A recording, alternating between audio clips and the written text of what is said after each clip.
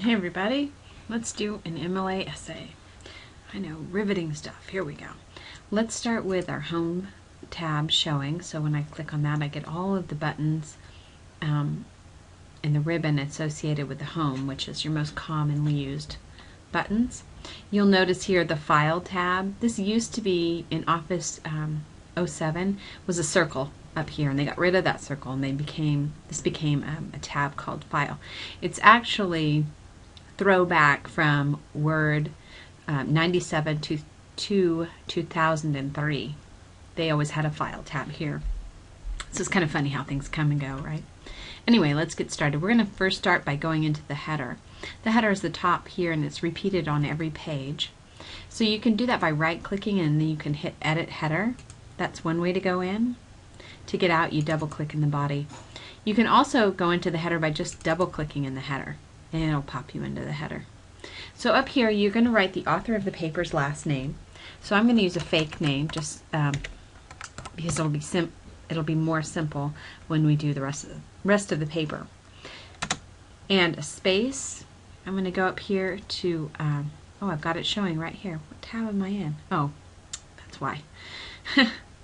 This 2010 is pretty intuitive. It kind of does things for you. So as soon as I went into the header and footer, it popped me into the header and footer contextual tab. And so this tab, and for header and footer, it only has one called Design. Here are all the buttons you might use in a header. And I need the page number, so that worked out.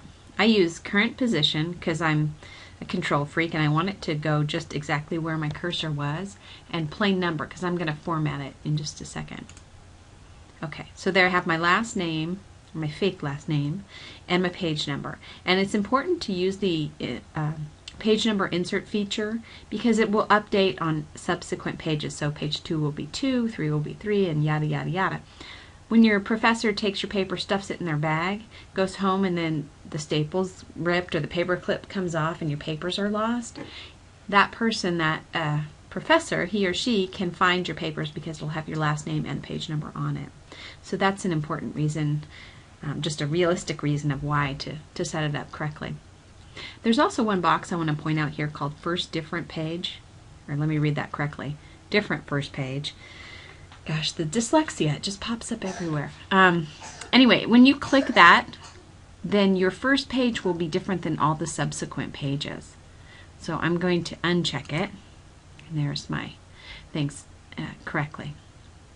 And what it had done is it made the first page blank, and it had taken this word and the page number and would have put it on page 2. Okay, so you can close the header and footer here, or you can just oh, I'm sorry, I forgot one step. We need to do Control A. So hold Control down on your keyboard and hit the letter A as in apple. I use that quick key because it grabs everything in the header. I don't have to worry about anything being missed.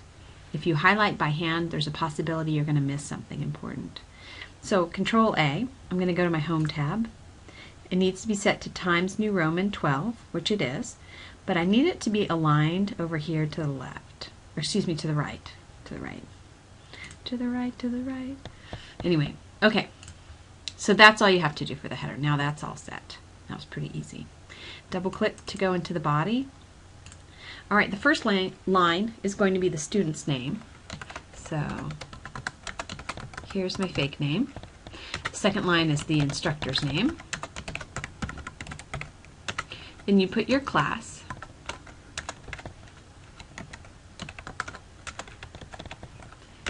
And then the date. And the date is sort of goofy because you use the,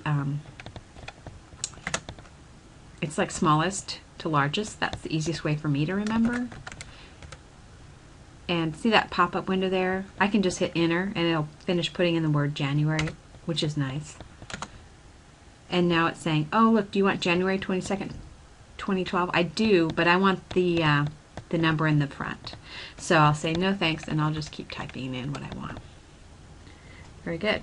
All right, the next line is going to be your title. So I hit a hard return to give myself a new line, and I'm going to center it here.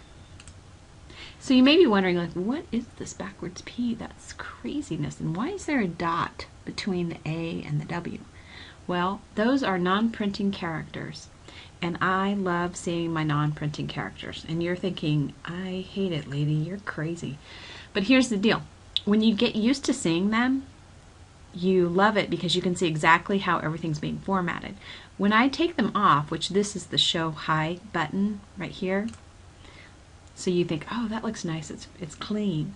To me, that's like driving in the fog, because I don't know how many hard returns I have down here.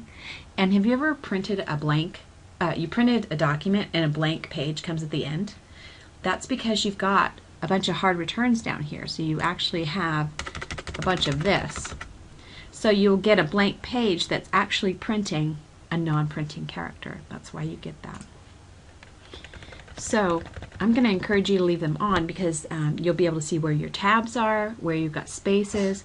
If you have 2 spaces in between something like that, sometimes you get that squiggly green line. Of course, it's not doing it for me now, naturally. But if you don't show how many spaces are, you won't know. So let's put the title. We're going to do Best Vacation Ever. Hard return. Now, when I returned or hit the enter key here, which I say enter and return, and to me that's interchangeable because I learned to type on a electric typewriter. I know, scary, I really did. I did learn to type young though, so I'm going to just give that right there. Anyway, so when I say return or enter, I mean the enter key. If I say carriage return, wow, yeah, I'm really that old. Okay. So it remembers your formatting here, but I don't want that. I want it to be over here. And now I'm going to paste in some text I already wrote ahead of time. I'm like one of those cooking shows where they pull out the dish and it's like already done. Anyway, Control V as in Victor, paste in my essay. I'm going to add a tab right before each, you can see the tab right there. Each paragraph has a tab. And so we're going to talk about these tab marks in a later video, just so you know, but that's lining up. That's why those line up there. That's what the return, and this is the first line. So that's called a first line indent. All right, so there we have it. Looks good. I'm trying to make sure I don't forget anything. All right, so this is as long as the essay needs to be, but it's not spaced correctly. So I'm going to do Control A to grab everything, because again, I don't want to miss out on a hard return or some little space. Whenever you manually highlight, there's a high chance you're going to miss something. And here's the paragraph group. So all of these buttons have to do with formatting. So you might be inclined to, oh, I'll double space it right here. But it's actually not a true double space there, and let me show you why. If you go here to this button, this is the paragraph dialog box. And so each one of these this is the font dialog box, right? Everything you can do to font would be in this box. So here they give you the most common things, but this is the kind of like the everything button. So I'm going to go to the paragraph dialog box so I can access every feature available. In here it has spacing. It says before and after. So I have mine already set to 0 and 0. If you don't do that, when you go to double space, it's not truly a double space, or it may be or it may not be. The default is usually 6 or 12 after, and that's what you'll find most common, and I think you'll probably find that on the lab computers also. So you want to make sure that you have 0 space before and 0 space after. Line spacing goes to double, and then you hit OK. And now that's truly a double space. Now let me show you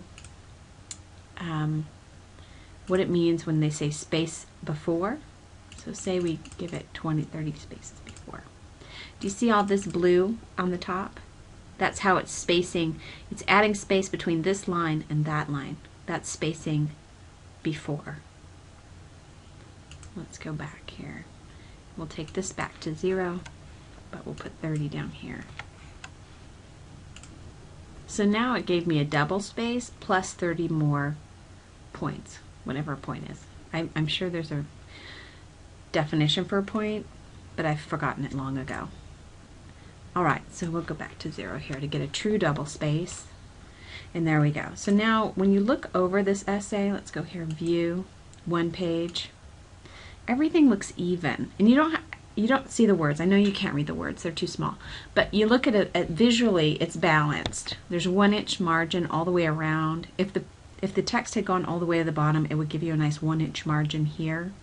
And then the spacing between each line is even. So it just looks very clean and very simple.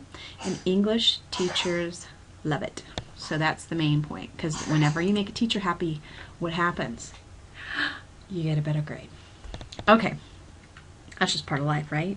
Some people say, I wish my default was set to all this so I wouldn't have to reset it every time. So that's really easy to do. Back to the Home tab, paragraph dialog box again, and right here, set as default. So when you do that, this document only or all documents based on the normal template. You want to hit all documents based on the normal template. So now every time you open up a blank Word document in Word, it's going to be formatted like this. When you start typing, it's going to be Times New Roman 12, double spaced, a true double space, and there's no questions. I'm going to hit cancel on mine because I actually don't want double spaced.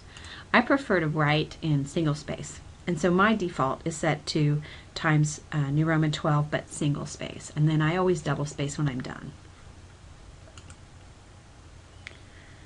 All right. I think I have covered everything. Just checking. Click, click, click, click. Yep, I think that's all. So this would be a complete essay.